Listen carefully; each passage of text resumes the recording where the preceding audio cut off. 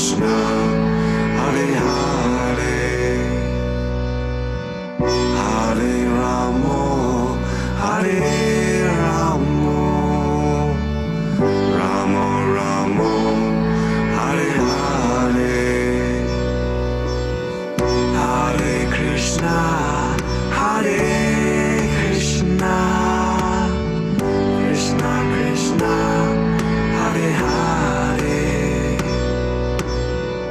Hare Ramo, Hare Ramo, Ramo Ramo, Hare Hare, Hare Krishna, Hare Krishna, Krishna Krishna, Hare Hare, Hare Ramo, Hare Ramo, Ramo Ramo, Hare Hare, Hare Krishna, Hare Krishna, Krishna Krishna, Hare Hare, Hare Ramo, Hare Ramo, Ramo Ramo, Hare Hare, Hare Krishna, Hare Krishna, Krishna Krishna, Hare Hare, Hare Ramo, Hare Ramo, Ramo Ramo, Hare Hare, Hare Krishna, Hare Krishna, Krishna Krishna, Hare Hare, Hare Ramo, Hare Ramo, Ramo Ramo,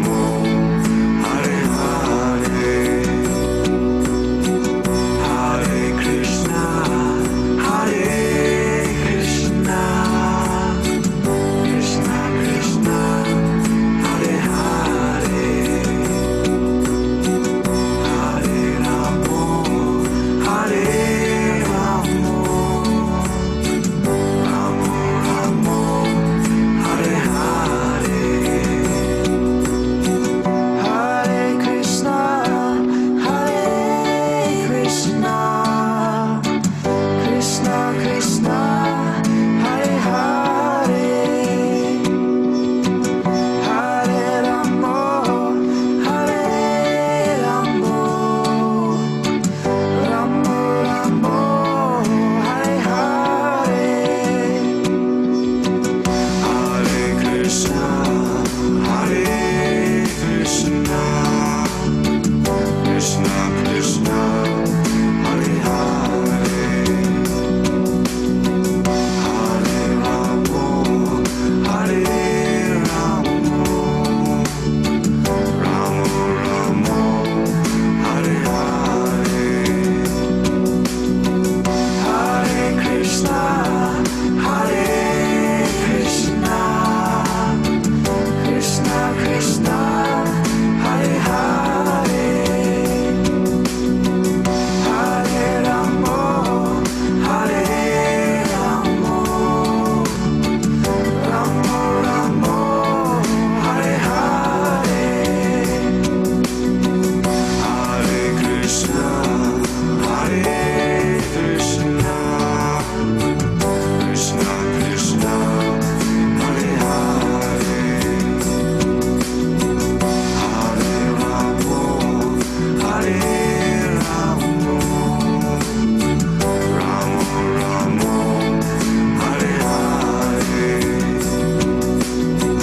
Hare Krishna, Hare Krishna, Krishna Krishna, Hare Hare,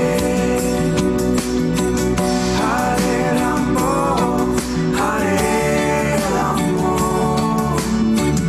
Ramo Ramo, Hare Hare, Hare Krishna, Hare Krishna, Krishna Krishna, Hare Hare, Hare Ramo, Hare Ramo, Ramo Ramo, Hare Hare,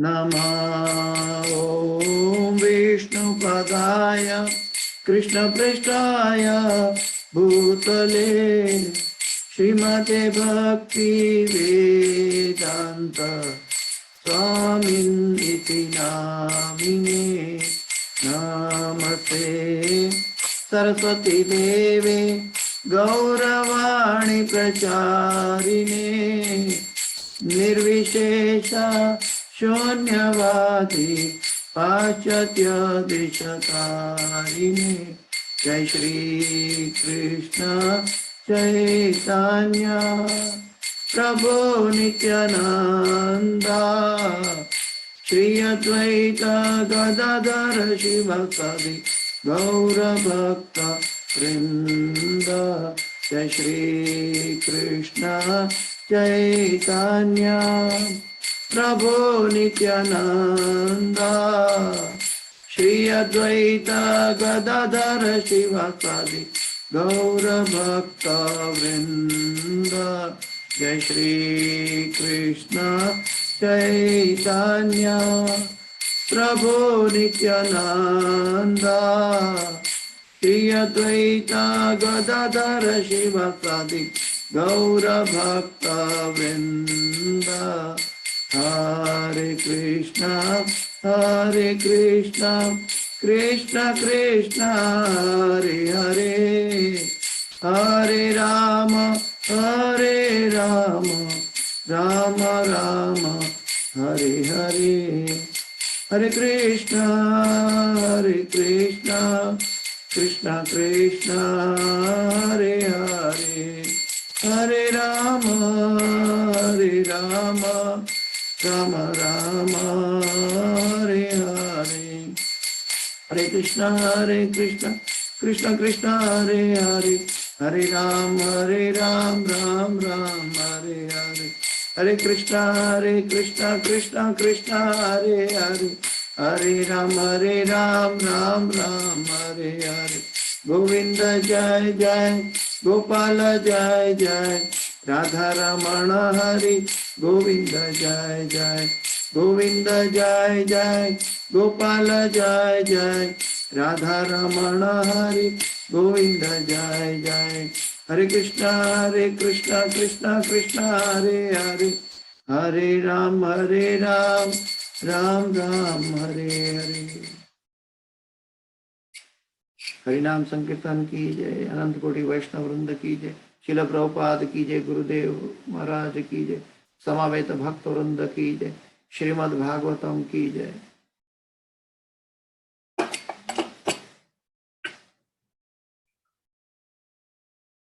ओम अज्ञानातिमिरान्धस्य ज्ञानाञ्जनशलाकया चक्षुरोन्मिलितं येन तस्मै श्रीगुरुवे नमः।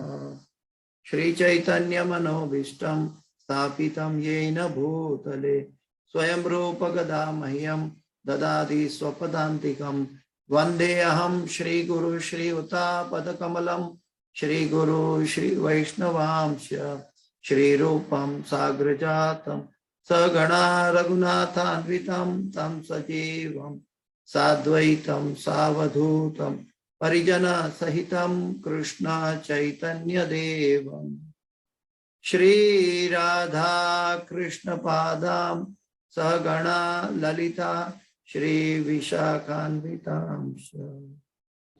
हे कृष्ण करुणा सिंधु दीनबंधो जगत्पते गोपेश गोपिका कांत राधा कांत नमोस्तुते तप्त कांचन गौरांगी राधे वृंदावनेश्वरी वृषभानुसुते देवी प्रणमामि हरिप्रिये वाञ्छाकल्पतरुभ्यश्च कृपा सिन्धुभ्य एव च पतितानां पावनेभ्यो वैष्णवेभ्यो नमो नमः। श्री कृष्ण चैतन्य प्रभु नित्यानंद श्री अद्वैत गदाधर श्रीवासादि गौर भक्त वृंद हरे कृष्ण कृष्ण कृष्ण हरे हरे हरे राम राम राम हरे हरे।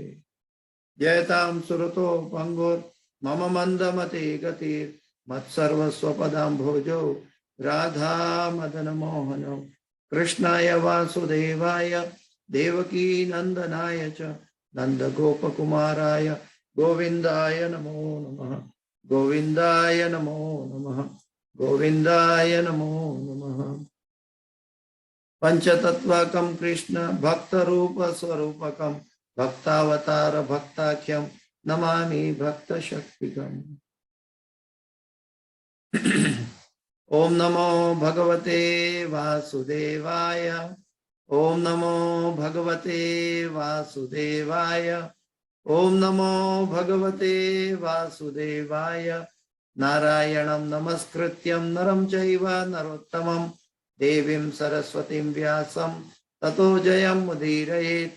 नष्टप्रायेषु अभद्रेषु नित्यं भागवत सेवया भगवते उत्तम श्लोके भक्तिर्भवति नैष्ठकी। हरे कृष्णा।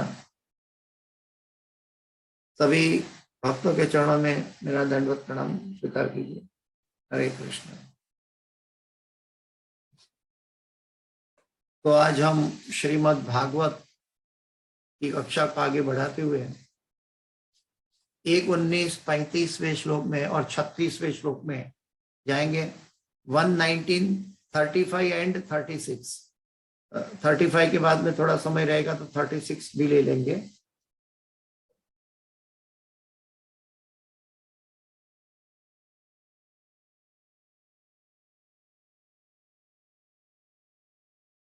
अपि मे भगवान प्रीता कृष्ण पांडु सुत प्रियः पैतृष्वसेय प्रीत्यर्थ तद्गोत्रस्यात् बान्धव। अपि मे भगवान प्रीता कृष्ण पांडु सुत प्रियः पैतृष्वसेय प्रीत्यर्थ तद्गोत्रस्यात् बान्धव। अपि मे भगवान प्रीता कृष्ण पांडु सुत प्रियः पैतृष्वसेय प्रीत्यर्थं तद्गोत्रस्यात् बान्धव। अन्यथा ते अव्यक्तगते दर्शनं न कथं नृणां नितरां म्रियमाणानां संसिद्धस्य वनीयसा। अन्यथा ते अव्यक्तगते दर्शनं न कथं नृणां नितरां म्रियमाणानां संसिद्धस्य वनीयसा। अन्यथा ते अव्यक्तगते दर्शनं न कथं नृणां नितरां म्रियमाणानां संसिद्धस्य वनीयसा। हरे कृष्ण। चलो अनुवाद और तात्पर्य में जाते हैं। अनुवाद और तात्पर्य भाई एसी भक्ति वेदांत स्वामी श्रील प्रभुपाद महाराज की जय। भगवान कृष्ण जो राजा पांडुपुत्र के अत्यंत प्रिय हैं, उन्होंने अपने महान भांजों तथा भाइयों को प्रसन्न करने के लिए मुझे भी संबंधी की तरह स्वीकार किया है। ये कौन बोल रहा है? परीक्षित महाराज बोल रहा है।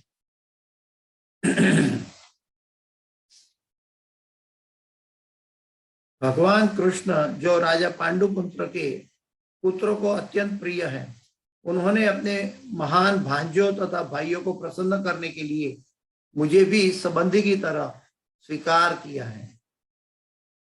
तात्पर्य भाई ऐसी भक्ति वेदांत स्वामी श्रील प्रभुपाद महाराज की जय। तात्पर्य, एक विशुद्ध अनन्य भगवत भक्त अपने परिवार की सेवा झूठे पारिवारिक मामलों में आसक्तों की अपेक्षा अधिक अच्छे ढंग से करता है। पहला वाक्य थोड़ा ध्यान से सोचकर दोहराते हैं प्रभुपाद जी का। एक विशुद्ध अनन्य भगवत भक्त अपने परिवार की सेवा झूठे पारिवारिक मामलों में आसक्तों की अपेक्षा अधिक अच्छे ढंग से करता है। तो हमारा ये प्रश्न यहाँ सॉल्व हो जाता है कि हम संसार में रह के कैसे भगवत भक्ति करें, क्योंकि भगवान का जो भक्त है वो अधिक अच्छे ढंग से कर सकता है। इसका मतलब क्या है कि अपने परिवारजनों को भी भक्ति लेकर वैष्णव समाज खड़ा कर सकता है, अपने परिवार को भी भक्ति में जोड़ के सभी का आत्मा का कल्याण कर सकता है। अन्य लोग जो कृष्ण कॉन्शियस, कृष्ण भावनामृत नहीं है, वो लोग भी परिवार का निर्वाह करते हैं, लेकिन वो परिवार के शरीरों का निर्वाह करते हैं, और भगवत भक्त परिवार का शरीर एवं आत्मा का निर्वाह करता है।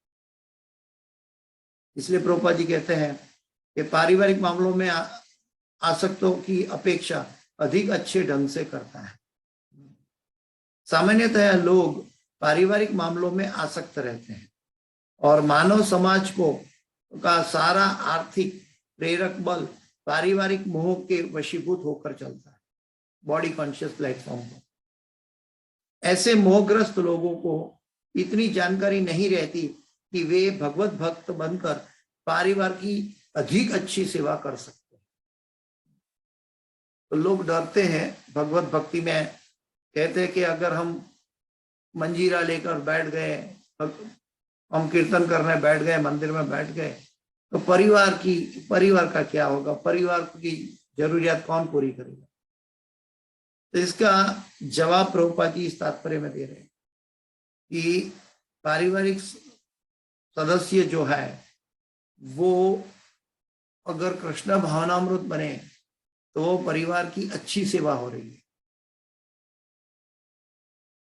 भगवान अपने भक्त के पारिवारिक सदस्यों तथा वंशजों को विशेष सुरक्षा प्रदान करते हैं।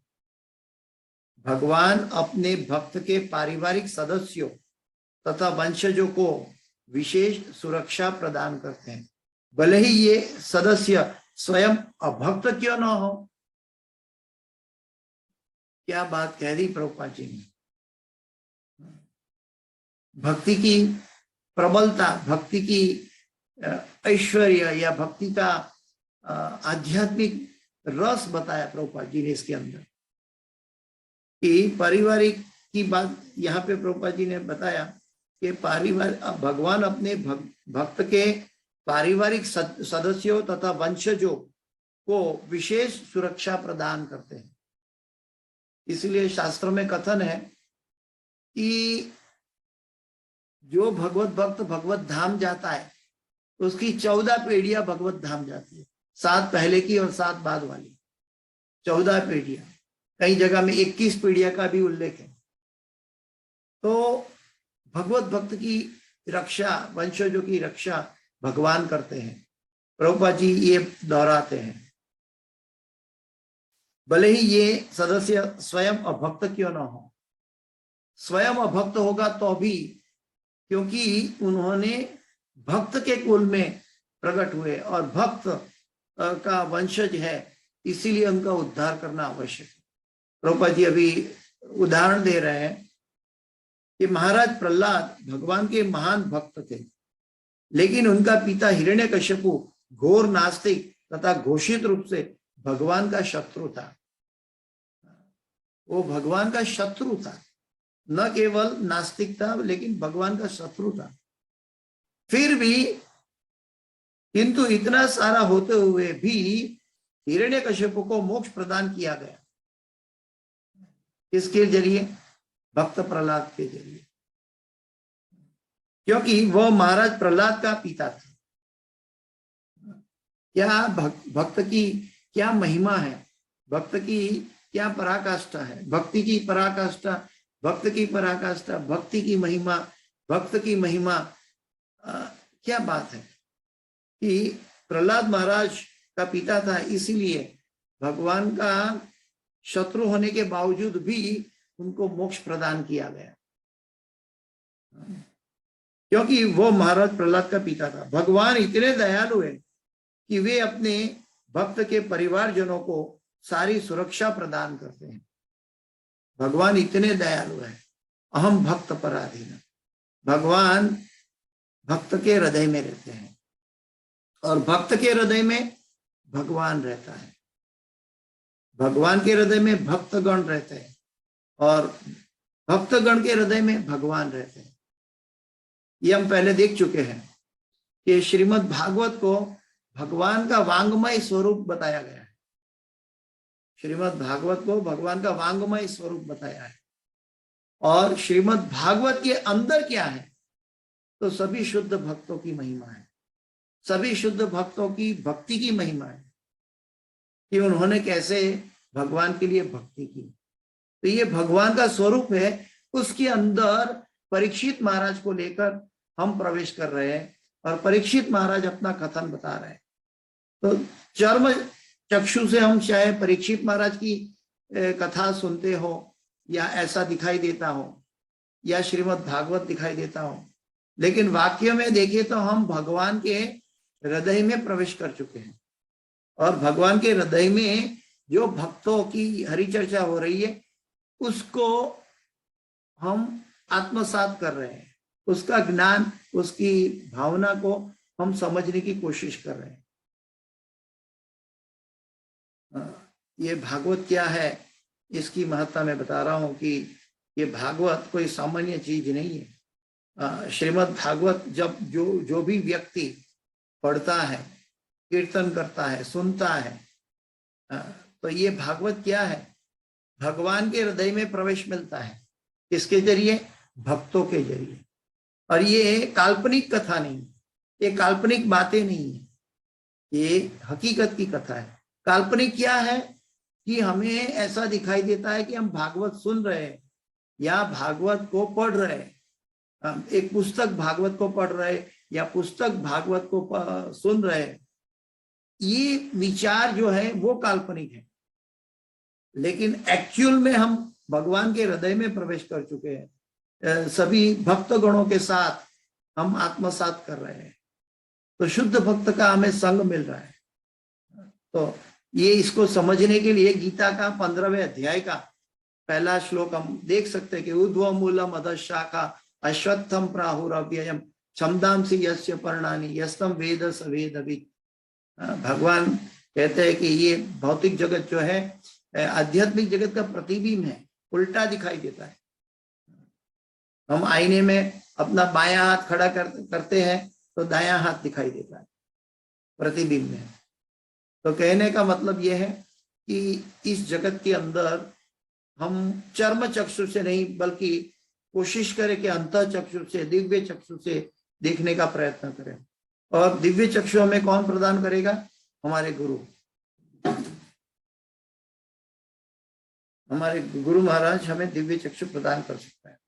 भगवान इतने दयालु है कि वे भक्त के परिवारजनों को सारी सुरक्षा प्रदान करते हैं, जिससे भक्त को अपने परिवार के विषय में चिंता करने की आवश्यकता नहीं रह जाती। यहाँ तक कि चाहे भक्ति करने के लिए वह ऐसे सदस्यों को भी छोड़ भी दे। महाराज युधिष्ठिर तथा उनके भाई कुंती के पुत्र थे, और कुंती कृष्ण की बुआ थी। महाराज परीक्षित महान पांडव के एकमात्र पौत्र होने के कारण भगवान कृष्ण का संरक्षण स्वीकार करते हैं। ये भगवान कृष्ण का संरक्षण स्वीकार करने का मतलब क्या है? परीक्षित वो परीक्षा कर रहा है कि जिन्होंने मुझे माता की गर्भ में मुझे जिन्होंने मेरा रक्षण किया था वो कहाँ है, वो कौन है? वो इसलिए उनका नाम परीक्षित पड़ा। और परीक्षित महाराज के लिए कहा गया श्रीमद् भागवत के अंदर कि वो ऐसे महान भक्त थे कि स्वयं भगवान उनकी रक्षा करते थे। उत्तरा मात्रा का प्रार्थना से लेकर अभी परीक्षित महाराज की कथा चल रही है। तो परीक्षित महाराज स्वयं अपना क्या बोलते हैं कि अपना प्रायश्चित करने के लिए गंगा के तट पर आए हैं। सभी संतगण ऋषिगण उनको दर्शन देने के लिए आ गए हैं। तो ये बहुत अद्भुत घटना है, ये कोई आकस्मिक घटनाएं नहीं है कि उस समय सामान्य लोग वहां पहुंच गए या बाय कोइंसिडेंट जिसको हम सामान्यतया कहते हैं ऐसे पहुंच गए, नहीं। ये सभी दिव्य कथा है और भगवान की अनुकंपा होती है तब भगवत भक्त हमारे समक्ष मौजूद होता है। आप सब भक्त हैं, इसीलिए गुरु महाराज हम सब के लिए श्रीमद् भागवत लेकर आए हैं, और आप तो हर रोज श्रीमद् भागवत का अभ्यास कर रहे हैं। तो श्रीमद् भागवत जो है ये अपने आप में सामान्य जन के लिए नहीं है, सामान्य जन से भी ऊपर उठा हुआ है, क्योंकि ये प्रकृति के 3 गुणों से ऊपर उठा हुआ है। यहाँ पे हमें सात्विक, राजसिक, तामसिक से अतिरिक्त हमें भक्ति और भक्ति के रस कैसे पाना चाहिए, भक्तों का उद्देश्य क्या होना चाहिए, भक्तों का उद्देश्य कैसे भगवान संवारते हैं, कैसे उनकी रक्षा करते हैं, कैसे भगवान भक्तों के साथ लीला करते हैं, कैसे भगवान भक्तों के साथ आदान प्रदान करते हैं, ये विषय की चर्चा, यानी कि गोलोक वृंदावन की चर्चा श्रीमद् भागवत में हो रही है। चाहे हमें दिखाई देता है कि परीक्षित महाराज हो, सुत गोस्वामी हो या सुखदेव गोस्वामी हो, ये सभी भगवान के अंतरंग भक्त में के अंदर शामिल है, और एक लीला के माध्यम से हमें श्रीमद् भागवत को प्रदान कर रहे हैं।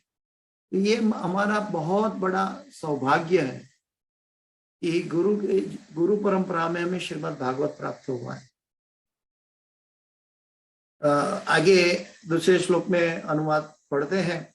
अन्यथा भगवान कृष्ण की प्रेरणा के बिना यह कैसे संभव है कि आप स्वेच्छा से यहाँ प्रकट हुए, जबकि आप सामान्य लोगों से ओझल रहकर विचरण करते हैं और हम मरणासन्नों को दृष्टिगोचर नहीं होते। अन्यथा अगर ऐसा नहीं है तो भगवान कृष्ण की प्रेरणा के बिना अहम सर्वस्य प्रभवो मत्तः सर्वं प्रवर्तते इति मत्वा भजन्ते मां बुधा भाव समन्विता। चतुश्लोकी गीता का पहला श्लोक जो संबंध की बात कर रहा है, तो वहां पे भगवान कहते हैं कि मेरे द्वारा सब कुछ हो रहा है, और वही बात को भगवत भक्त अच्छी तरह जानता है।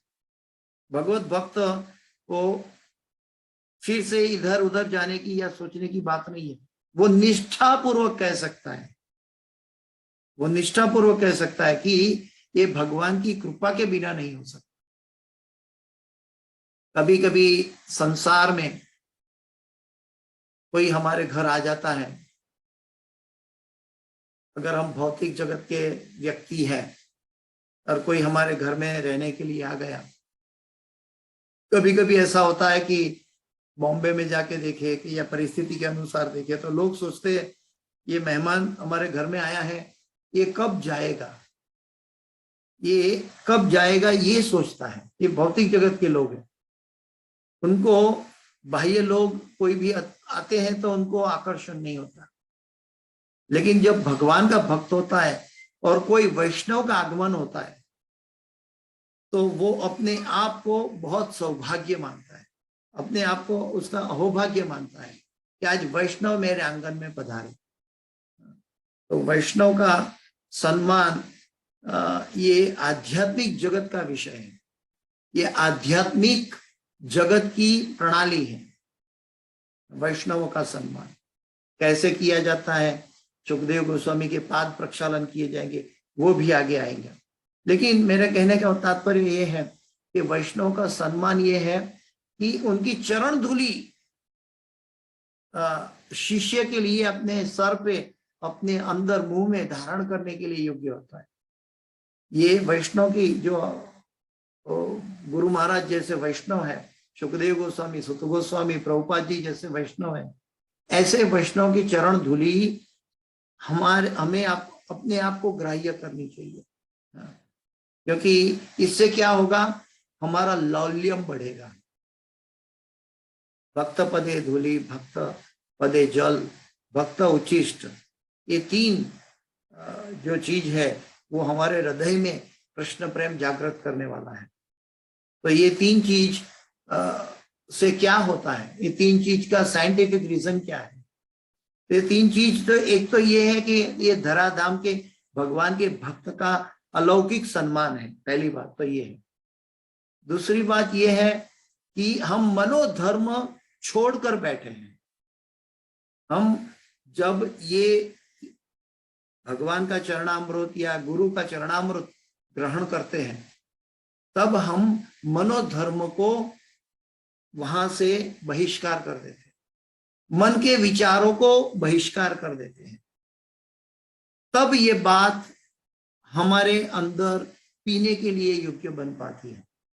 जब तक हम संसार के विषयों में सोचते हैं, मन में विचार करते हैं, तब तक हम भागवत नहीं सुन सकते। भागवत को सुनने का मतलब है एकाग्र चित्त से। पहले कल मैंने पढ़ा था और सुना था, तो सीनियर भक्त कह रहे हैं कि भक्त के लिए भी अलग अलग अवस्थाएं हैं।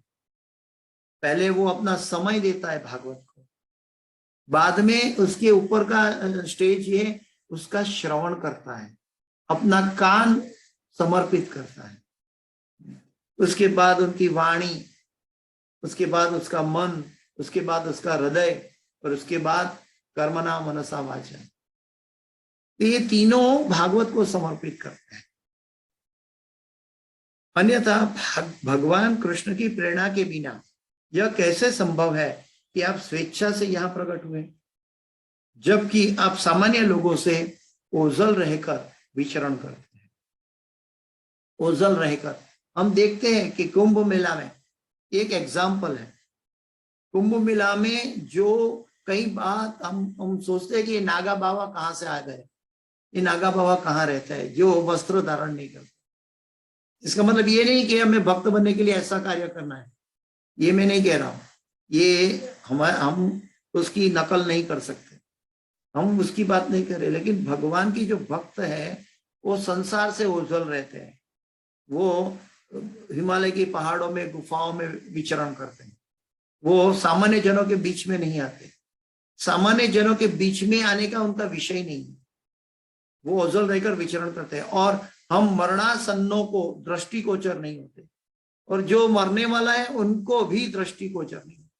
लेकिन यहाँ पे एक स्पेशल है कि परीक्षित महाराज के रक्षक भगवान स्वयं थे, माता की गर्भ से लेकर अभी तक। और माता की गर्भ में जब भगवान ने रक्षा की थी, तब प्रार्थना किसने की थी? उनकी माता ने की थी। हम हमेशा ये श्लोक गाते हैं, पाहि पाहि महायोगिन देव देव जगतपते नान्यम तव भयम पश्ये यत्र मृत्यु परस्परम। तो हम ये देख सकते हैं कि माता की प्रार्थना, भक्त उनके गर्भ में संतान की प्रार्थना और संतान का रक्षण, भगवान अपने भक्तों और उनके वंशजों को पूर्णतया रक्षण करते हैं। लेकिन इसके लिए अभिलाषा ये है कि भक्त कोई मन में भी, गहरी ऊंडाई में भी कोई सकाम विचार से भक्त न बने। एक ही कंडीशन है, वो अपना जीवन कृष्ण को समर्पित करके, कृष्ण को प्राधान्य देकर जीवन को बनाए रखें। उसका जीवन का हेतु एकमात्र श्री कृष्ण हो। अगर इसके अंदर कोई भी सकाम कर्म का रंज मात्र भी मैल नहीं है, रजोगुण का या तमोगुण का बिल्कुल मैल नहीं है मन में भी, हृदय में भी, तब उनके वंशजों अपने आप निश्चित रूप से भगवान उनकी रक्षा करेंगे, ये निश्चित है। तब वहां प्रकृति के नियम नहीं चलेगा, तब वहां सुबह दोपहर शाम ऐसे भौतिक प्रकृति का चक्र चलता है। ऐसा नहीं चलेगा कि अभी सुख आया फिर दुख आएगा, दुख आएगा फिर सुख आएगा। ये बाहर से दिखाई दे, लेकिन भगवान उनका रक्षक बनेगा। वैसे तो हर एक जीव का भगवान कल्याणकारी मित्र है, लेकिन भगवान का स्पेशल अटेंशन भक्तों पर है और भक्तों के वंशजों पर है। इसलिए भक्त के अंदर इतनी ताकत है, वो अपने परिवार को इतनी अच्छी तरह रक्षा कर सकता है कि अगर वो भगवत धाम गया तो उनके वंशजों की या उनके पितरों की चिंता करने की उनको कोई आवश्यकता नहीं रह जाती।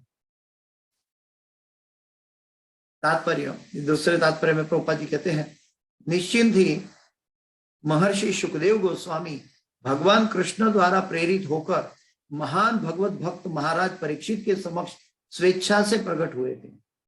निश्चित रूप से उन्होंने कोई ईमेल नहीं किया था, कोई टेलीफोन नहीं लगाया था, उन्होंने कुछ नहीं किया था।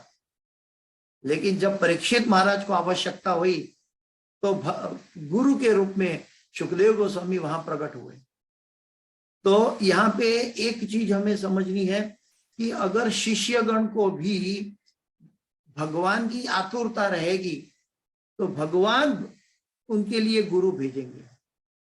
भगवान की कृपा से गुरु प्राप्त होते हैं और गुरु की कृपा से भगवान मिलते हैं। इसका साक्षात उदाहरण, साक्षात एपिसोड ये श्लोक में हो रहा है। तो हमारे गुरुजन गुरु हरि हमें कहते हैं कि भगवान की कृपा से गुरु मिलते हैं और गुरु की कृपा से भगवान मिलते हैं। ये कोई काल्पनिक बात या बनी बनाई बात नहीं है, ये श्रीमद् भागवत से ली गई है। प्रभुपाद जी हमें हर एक चीज यथारूप में ओरिजिनल आध्यात्मिक शक्ति के साथ प्रदान कर रहे हैं। निश्चित ही महर्षि सुखदेव गोस्वामी भगवान कृष्ण द्वारा प्रेरित होकर महान भगवत भक्त महाराज परीक्षित के समक्ष स्वेच्छा से प्रकट हुए थे, जिससे उन्हें श्रीमद् भागवत की शिक्षा दे सके, जिसे उन्हें श्रीमद् भागवत की शिक्षा दे सके। यानी कि एक तो बात है कि भक्त के वंशज के अंदर अपराध हो गया, गलती हो गई, गलती का उन्होंने स्वयं प्रायश्चित किया और प्रायश्चित के लिए उन्होंने अपनी आतुरता दिखाई कि मैं ये मेरा जन्म निष्फल नहीं करना चाहता। और ये आतुरता, ये प्रायश्चित, ये पारदर्शिकता कि राजा होने के बावजूद भी अपनी संतान को आसन देकर, संतान को राजपाट सौंपकर गंगा नदी पर क्या बोलते हैं कि भगवान के आश्रय में बैठकर, ताकि एक राजा होने के नाते ये सब छोड़ना सामान्य चीज नहीं है। लेकिन फिर भी वो गंगा नदी के तट पर प्रायश्चित करने बैठे हैं। तो भगवान की भी दृष्टि है कि मेरा भक्त क्या कर रहा है, तो तुरंत उन्होंने गुरु समकक्ष, गुरु के लिए, गुरु के रूप में सुखदेव गोस्वामी को भेजा। वो भी एक अवधूत थे, वो भी एक शुद्ध भक्त और अवधूत थे। और उनकी क्या प्रतिष्ठा है ये अगले श्लोक में बताई गई है। ये वो तो न महर्षि थे, न देवर्षि थे, न ऋषिगण थे, न उन्होंने कोई तपस्या दिखाई देती थी, लेकिन फिर भी वो महान भक्त थे। इसलिए उनकी पाद प्रक्षालन हुआ और पाद प्रक्षालन ग्रहण करके परीक्षित महाराज ने उनसे उपदेश ग्रहण किया। पाद प्रक्षालन ग्रहण करने का अर्थ है मनोधर्म को मिटाना संपूर्णतया, जिससे उन्हें श्रीमद् भागवत की शिक्षा दे सके। मनुष्य अपने गुरु तथा भगवान की कृपा से ही भगवान की भक्ति के सार को प्राप्त कर सकता है। मनुष्य अपने गुरु तथा भगवान की कृपा से ही भगवान की भक्ति के सार को प्राप्त कर सकता है। ये सार कैसा है, कैसे इसको समझेंगे? हम देखते हैं कि षड गोस्वामी के जीवन में पारसमणि था। षड गोस्वामी के पास, सनातन गोस्वामी के पास पारसमणि था, लेकिन उन्होंने इसका स्थान कहाँ दिया था? कचरे के डब्बे में। कचरे के डब्बे में उन्होंने स्थान दिया था। लेकिन भौतिक दृष्टि से उनको देखा कि ये मेरे कोई काम का नहीं है, मेरा जो अनमोल धन है वो हरिनाम संकीर्तन है। तो उन्होंने इसको बहुमान नहीं किया था।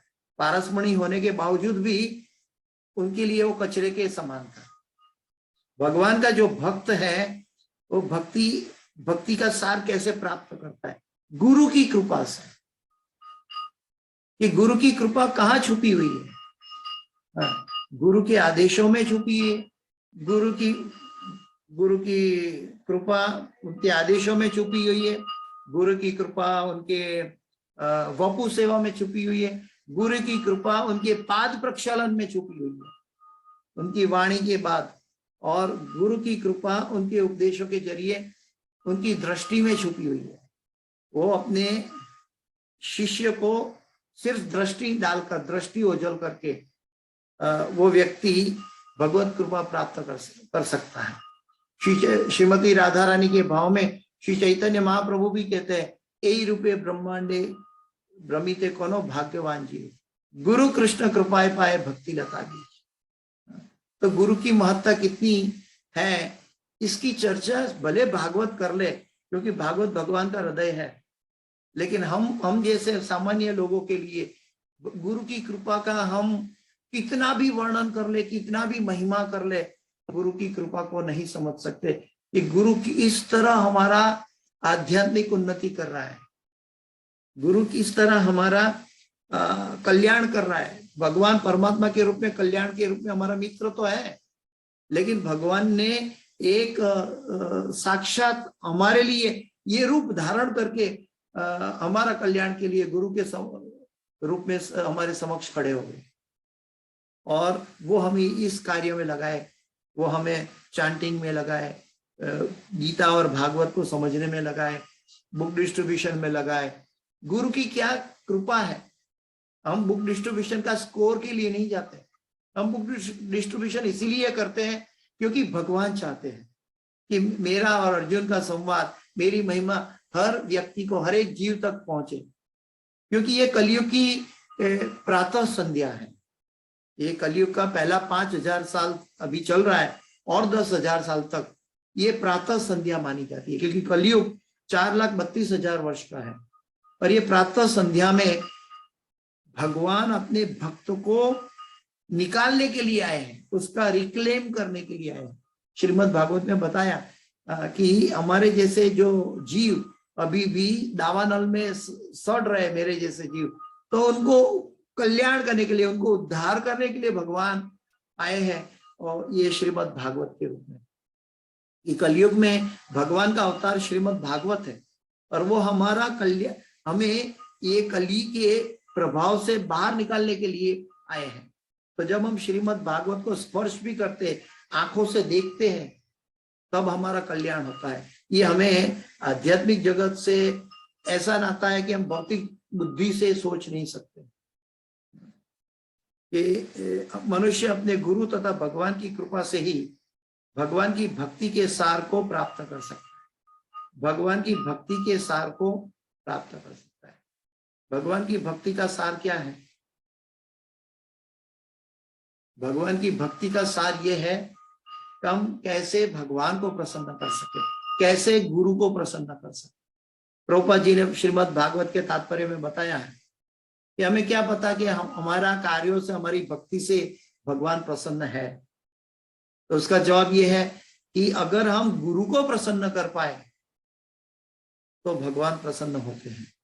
तो गुरु की प्रसन्नता हमारे लिए बहुत जरूरी है। और गुरु कभी अपने शिष्य का अयोग्य, मतलब इतनी करुणा बरसाते हैं कि कभी भी अपने शिष्यों का परित्याग नहीं करते, शिष्यों को सुधारते हैं, अपनी जिम्मेदारी अपने कंधे पे लेके शिष्यों का कल्याण करते हैं। हाँ, उनको शिष्यों का नंबर बढ़ाने की कोई दिलचस्पी नहीं है। क्यों दूसरों का कर्म अपने पर ले, लेकिन ये इसलिए करते हैं कि शिष्य का, एक जीव का कल्याण हो जाए, और एक जीव का कल्याण हो जाए, और एक जीव का कल्याण हो जाए। भगवान ने भेजा है तो जितना कार्य कर सकते हैं वो करते हैं। प्रभुपाद जी जैसे गुरु कितने दुनिया में चारों तरफ अपने शिष्य को छोड़कर ये चिंगारी फैला के गए हैं। क्या चिंगारी? कि हम कैसे कलयुग में भगवत भक्त, पवित्र आत्माओं को भगवान की ओर ले जाए। यहाँ पे प्रभुपाद जी यही लिख रहे हैं कि मनुष्य अपने गुरु तथा भगवान की कृपा से ही भगवान की भक्ति के सार को प्राप्त कर सकता है। भक्ति का सार अल्टीमेट ये है कि हम एकाग्र प्राधान्यता से भक्ति करें। हम भक्ति को सेकेंडरी ना माने, भक्ति को हमारे जीवन का अनेक लक्ष्यों का एक हिस्सा ना माने। हमारी भक्ति हमारे अनेक लक्ष्यों नहीं है, हमारी भक्ति हमारा परम लक्ष्य है, कि इसके अतिरिक्त हमारा कोई लक्ष्य नहीं। तो इसकी प्राधान्यता को देना है। गुरु भगवान के व्यक्त प्रतिनिधि होते हैं। गुरु भगवान के व्यक्त प्रतिनिधि होते हैं। जैसे एम्बेसडर होते हैं, कोई कंट्री में कॉन्सुलेट जनरल होते हैं तो वहां वो कंट्री का रिप्रेजेंटेशन करते हैं। ठीक वैसे ही उनका कार्य क्या होता है कि चलो मान लो कि इंडिया का एम्बेसडर अमेरिका में है, तो वो एम्बेसडर की ऑफिस का कार्य क्या होता है कि वहां उनके जो नागरिक लोग हैं उनको जो भी सहायता चाहिए अपनी सरकार की तरफ से वो सहायता पूरी करते हैं, उनको रक्षण प्रदान करते हैं, उनकी सहायता करते हैं। ठीक वैसे ही गोलोक धाम के जो पार्षद है वो गुरु के रूप में प्रकट होकर हमारी सहायता करने के लिए, हमें गोलोक के नागरिक जनों बनाने के लिए और हमारी सहायता के लिए यहाँ प्रभुपाद जी जैसे एम्बेसडर, गुरु महाराज जैसे एम्बेसडर, कॉन्सुलेट जनरल यहाँ पे प्रकट हुए हैं। और हम सबको जब जब आवश्यकता हो तब तब सहाय करके हमें सही जगह पहुंचाए। तो ये जैसे सरकार की एक जिम्मेदारी है, वैसे आध्यात्मिक जगत की सरकार श्रीमती राधा रानी के रिप्रेजेंटेटिव ये गुरुवर्य है। ये गुरुवर्य श्रीमती राधा रानी के रिप्रेजेंटेटिव है, भगवान के रिप्रेजेंटेटिव है। और वो हमारा रिक्लेम इस जगत के बहते हुए जन्म मृत्यु जरा व्याधि में बहते हुए जो पवित्र जीव है, जो भगवत भक्त बन सकते हैं, ऐसे जीवों का कल्याण करने के लिए ये कार्य में लगे हैं। तो ये भगवान की कृपा है। जैसे यहाँ पे परीक्षित महाराज के लिए सुखदेव गोस्वामी स्वतः प्रकट हो गए। हमारे जीवन में भी, हम तो अहमदाबाद में रहते या बहरीन में थे, हम और कहीं भी हो, लेकिन हमारे लिए अमेरिका में जन्मे हुए, जिसके माँ बाप को नहीं जानता, जिनका कुल नहीं जानता, ऐसे जन्मे हुए गुरुवर्य प्रभुपाद जी ने उनको पार्षद बना के हमारे लिए भेज दिया और हम सब का कल्याण हो रहा है। तो हमारे लिए, एक शिष्य के लिए गुरु की महत्ता, कई बार कहते हैं कि अर्जुन को तो भगवान मिले थे गुरु के रूप में, हमें भगवान जैसे गुरु कहाँ मिलते हैं। भगवान जैसे ही गुरु हमें मिलते हैं, लेकिन हमारा मैल, हमारे हृदय का और मन का मैल उसको देख नहीं पाता, उसको समझ नहीं पाता। इसलिए प्रभुपाद जी सिखाते हैं कि वैदिक ज्ञान के आधार पर सिखाते हैं कि गुरु का सम्मान भगवान की तरह करना चाहिए। भले गुरु भगवान नहीं है, फिर भी गुरु का सम्मान भगवान की तरह होना चाहिए, क्योंकि वो भगवान का प्रतिनिधि है जो उसे अंतिम सफलता प्राप्त करने में सहायता करते हैं, जो उसे अंतिम सफलता प्राप्त करने में। हमारा अंत्य नारायण स्मृति, तो प्रभुपाद जी कहते हैं कि जो 16 माला करेगा, जो 4 नियमों का पालन करेगा, भगवत भक्ति करेगा, उनके लिए गोलोक के द्वार मैं खोल दूंगा भगवान से चाबी लेकर। अगर नहीं खुले तो मैं कहीं भी पिछले का दरवाजा भी खोल के मैं ये ऐसे भगवत भक्त जो महामंत्र का जाप करता है, निष्ठापूर्वक भक्तों के संग में रहता है, भक्ति करने की चेष्टा करता है, गीता और भागवत का अभ्यास करता है, ऐसे जीवों को मैं स्वयं आकर मैं उनकी सहायता करके उनको ले जाऊंगा। ये प्रभुपाद जी कहते हैं rest is assured, you chant Hare Krishna mahamantra. Prabhupada ji कहते हैं आप 16 माला करो, बाकी सब मेरे पर छोड़ दो, और क्या चाहिए। और ये विश्वास अंधविश्वास नहीं है, ये गुरु को अपनी गुरु परंपरा से मिली हुई शक्ति है, और वो शक्ति के आधार पर भगवान के आदेश के अनुसार ये कार्य होता है। ये कोई सामान्य घटना नहीं है। अगर सामान्य घटना होती तो ये गीता का श्लोक गलत भगवान ने कहा होता, अहम सर्वस्य प्रभवो मत्तः सर्वम प्रवर्तते इति मत्वा भजन्ते मां बुधा भाव समन्विता। तो ये घटना नहीं होती। क्यों? जब तक वो गंगा नदी के तट पे नहीं गए तब सुखदेव गोस्वामी वहां से विचरण करके क्यों निकल नहीं गए?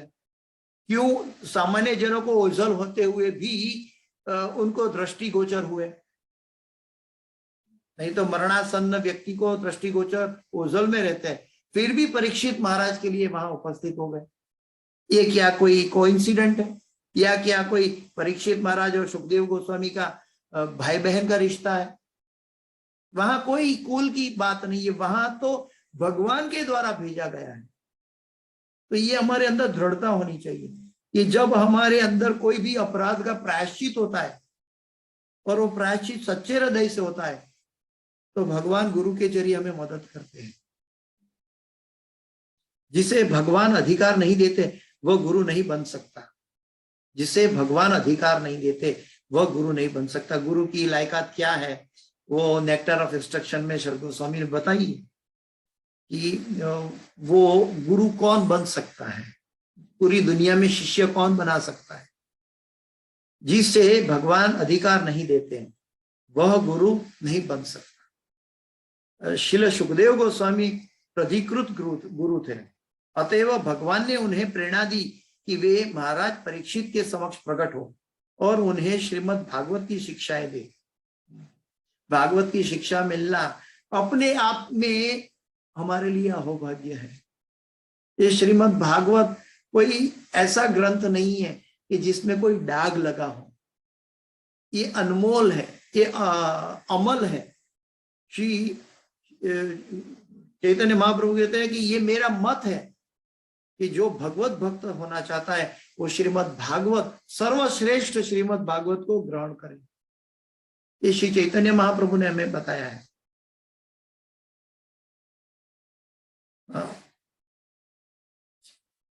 मनुष्य यदि भगवान के भेजे गए प्रतिकृत प्रतिनिधि का कृपा पात्र होता है तो वह भगवत धाम जाने की चरम सिद्धि प्राप्त कर सकता है। मनुष्य यदि भगवान के भेजे गए प्रतिकृत प्रतिनिधि का कृपा पात्र होता है, यानी कि मैंने गुरु से दीक्षा नहीं ली, गुरु ने मुझे शिष्य के रूप में स्वीकार किया। देखिए, गुरु की कृपा से मुझे शिष्य वृत्ति मिली, मैं शिष्य बन पाया। और मेरी साधना अगर सही है और गुरु की कृपा मेरे साथ है तो मेरा भगवत धाम जाना, हम सबका भगवत धाम जाना ध्रुव है। मनुष्य यदि भगवान के भेजे गए प्रतिकृत प्रतिनिधि का कृपा पात्र होता है, यानी कि दीक्षा लिया होता है, तो वह भगवत धाम जाने की चरम सिद्धि प्राप्त कर सकता है। जो ही भगवत भक्त की भेंट भगवान के असली प्रतिनिधि से होती है, जो ही भगवत भक्त की भेंट भगवान के असली प्रतिनिधि से होती है, क्यों ही वह इस शरीर को त्यागने के बाद भगवत धाम जाने की गारंटी पा सकता है। क्या बात है। उसी समय जब गुरु प्रकट हो गया, जब गुरु से दीक्षा प्राप्त हो गई, तो ये कोई अपने आप में सामान्य घटना नहीं है।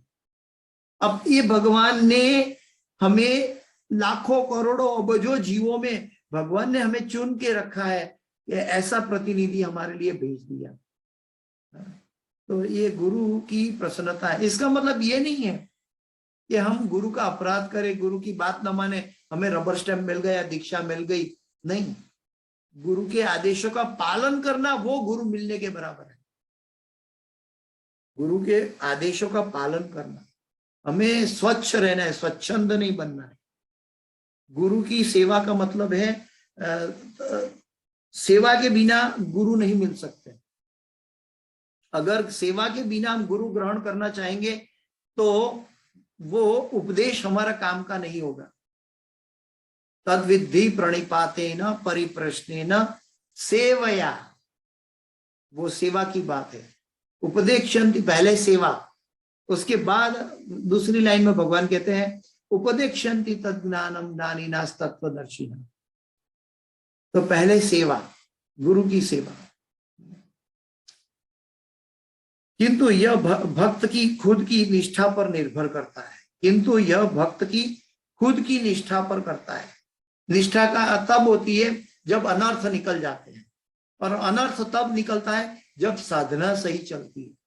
हमारा भगवत सेवा, साधु संग और भगवत सेवा साधना हमारी सही चलती है, तब अनर्थ निकलते हैं। और अनर्थ निकलता है तब हमारे अंदर गुरु के प्रति निष्ठा आती है, भगवान के प्रति निष्ठा आती है। किंतु यह भगवत भक्त की खुद की निष्ठा पर निर्भर करता है। भगवान सभी जीवों के हृदय में विद्यमान है, अतएव वे हर व्यक्ति की गतिविधियों से अवगत रहते हैं। हर व्यक्ति की गतिविधियों से, यानी कि हमारे हृदय में हमारी गतिविधि है, वो परमात्मा रूप में भगवान बैठे हैं। लेकिन मनुष्य इतना मूर्ख है, इतना मंद बुद्धि है कि वो कर्मणा मनसा वाचा नहीं बन पाता। वो दुनिया को एक दिखावा करता है और अंदर से कुछ एक उसका मर्म होता है, उसकी एक दिशा होती है। नहीं, जो भगवान का भक्त होता है वो सरल होता है। सरल का मतलब है कि उसकी हृदय में कोई सकाम इच्छाएं नहीं होती। सकाम इच्छा का मतलब है उन्होंने अपने जीवन में अपनी भक्ति को, भगवान को प्राधान्य दिया है। यहाँ पे देख सकते हैं कि परीक्षित महाराज ने अपने राजपाट को प्राधान्य नहीं दिया, अपनी प्रजा को भी प्राधान्य नहीं दिया। प्रजा को सौंप दिया योग्य अधिकारी को, लेकिन उन्होंने किसको प्राधान्य दिया? अपने अपराध को नलीफाई कर एक वैष्णव सम्मान, एक ऋषि का सम्मान करने के लिए, एक भक्त का सम्मान करने के लिए अपने आप को प्रायश्चित में जोड़ दिया। तो भगवत भक्त ऐसा होता है कि वो संत महाजन वैष्णव जन उनका अपराध नहीं करता। अगर गलती से भी मन में भी हो गया, जंगल में ये सांप उन्होंने गले में रख दिया था, कौन देखने वाला था? वो तो समाधि में थे, वो तो चले गए थे, कौन देखने वाला था? लेकिन उनको अपने आप को पता था कि उन्होंने एक ऋषि का अपराध किया था और वो प्रायश्चित वो स्वयं करना चाहते थे। वो इसी जन्म में भगवत धाम प्राप्त करना चाहते, तो उन्होंने अपना प्रायश्चित की प्राधान्यता को वहां तक बढ़ाया ताकि एक तरफ सारी दुनिया, अपना सारा परिवार, सारा राजपाट सौंपना पड़े तो सौंप दिया, लेकिन एक ऋषि के लिए, अपने लिए प्रायश्चित करना उन्होंने ध्येय किया। क्या बोलते हैं कि उसको प्राधान्य दिया। तो हमारे अंदर वैष्णव अपराध ना हो, उसकी प्राधान्यता होनी चाहिए।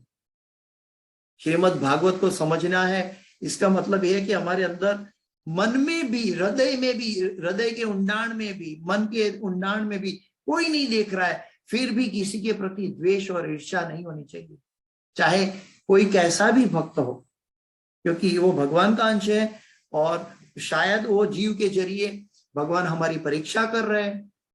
हमें कोई अधिकार नहीं होता कि हम कोई भी जीव के प्रति द्वेष और ईर्ष्या रखें।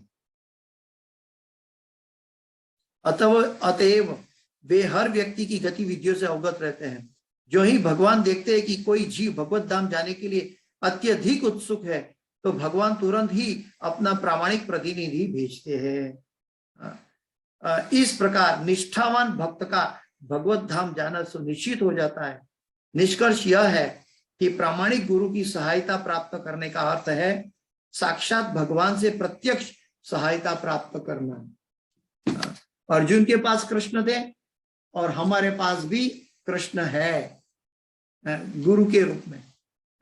शिष्य के लिए गुरु भगवान के समकक्ष है, लेकिन वो भगवान की जितना सम्मान देना है, भगवान की जितनी सेवा करनी है, और भगवान अपने प्रतिनिधि के रूप में जो गुरु भेजे हैं, वो गुरु भी भगवान की तरह हमारा उद्धार करेंगे।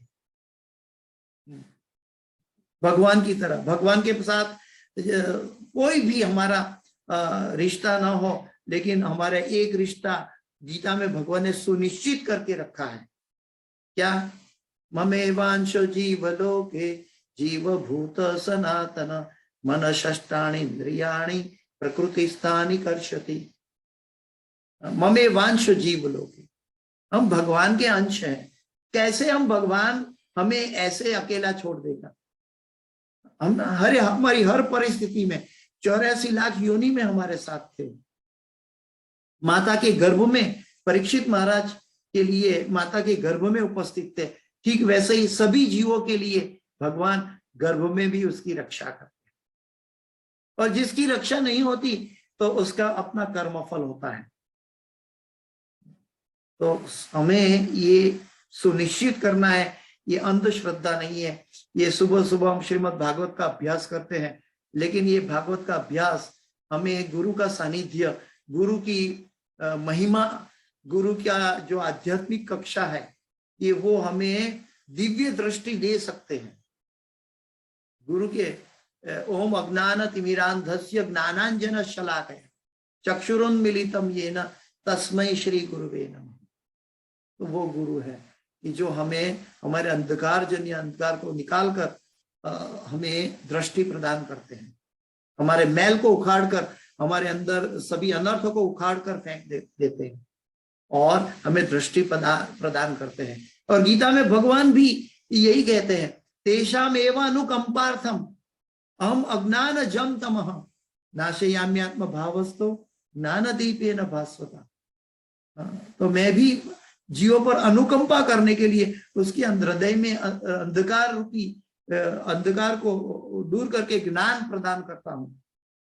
ये भगवान ने भी गीता में कहा है। और यहाँ पे ओम अज्ञान तिमिरांधस्य, उसमें भी हम जिन चक्षुरु उन्मीलितम येन तस्मै श्री गुरुवे नमः। अभी देखिए गुरु महाराज मायापुर में बैठे हैं, लेकिन मायापुर में बैठने के बावजूद भी उनकी कितनी आध्यात्मिक शक्ति है कि उनके कितने हजारों शिष्यों पूरी दुनिया में अपनी साधना कर रहे हैं। मेरे बोलने से या कोई व्यक्ति के बोलने से कोई माने ना माने ऐसा हो सकता है, क्योंकि हमारे अंदर वो आध्यात्मिक शक्ति नहीं है। हम तो अमितो कंगाल कृष्णा कृष्णा बोली धाई तब पाछे पाछे, ओहे वैष्णव ठाकुर दया रे सागर ये दासे करुणा करी।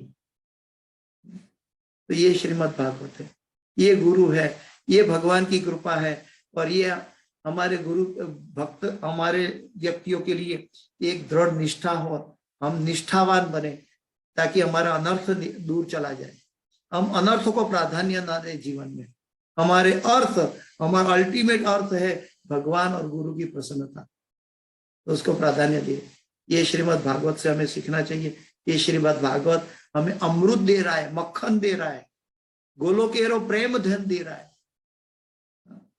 तो ये संकीर्तन से अलग नहीं है, विलग नहीं है। हरे कृष्ण।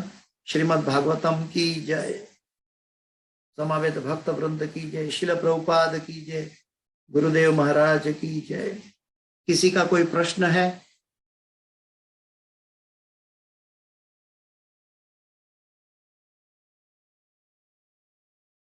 किसी का कोई प्रश्न अगर नहीं है तो ये श्रीमद् भागवत की कक्षा को मैं यहाँ विराम देने जा रहा हूँ। ये श्रीमद् भागवत की कक्षा की जो भी सुकृति है वो मेरे गुरु महाराज ही होलीनेस जय पताका स्वामी आचार्यपाद गुरुदेव महाराज को समर्पित करता हूँ, जिनकी कृपा से मैं कुछ समझ पा रहा हूँ, बोल पा रहा हूँ। जिन्होंने ऐसे शुद्ध भक्तगण मेरे समक्ष भेजे, समवेत भक्त वृंद भेजे हैं कि जिनके जरिए मैं अपने आप को पवित्र कर पा रहा हूँ। तो ऐसे भक्तों के चरणों में, ऐसे गुरु के चरणों में मेरा कोटि कोटि दंडवत प्रणाम। हरे कृष्ण। इस क्लास के अंदर कोई भी त्रुटि रह गई है, मेरी अपनी एक कृपा, मुझे क्षमा करें।